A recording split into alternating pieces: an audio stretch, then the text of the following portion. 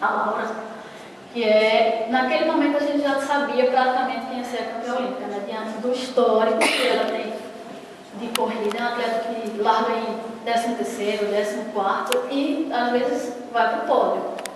Então, se tudo acontecesse dentro da normalidade, ela ia ser campeã olímpica, né? E a minha briga e a minha força era para não sair do pódio, porque muito perto de mim, logo atrás, tinha muitos atletas fortes, né? Atletas boas corredoras. Há 2 segundos tinha a tricampeã mundial, que era a francesa, logo depois tinha a americana, a inglesa, enfim, ali não tinha ninguém bobo, né?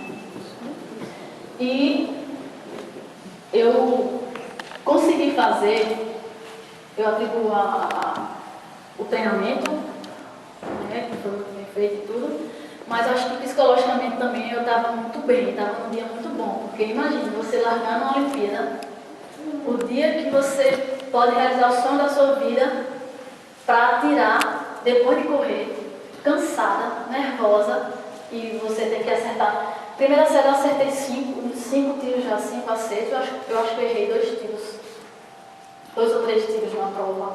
Então foi um resultado muito bom, né, para a situação, para o nível de nervosismo, de ansiedade.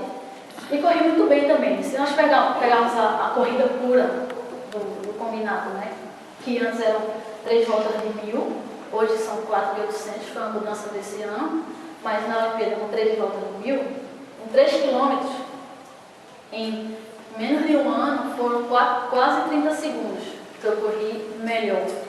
Então foi uma corrida bem forte, né? Eu fiquei bem satisfeita. Eu acho que o resultado da Olimpíada foi um resultado muito justo, isso me deixou mais feliz ainda, porque quem não estava muito bem teve algum problema de alimentação, quem não atirava muito bem no tiro, quem não nadava muito bem também teve um resultado não muito bom. Eu acho que eu não fiz nada além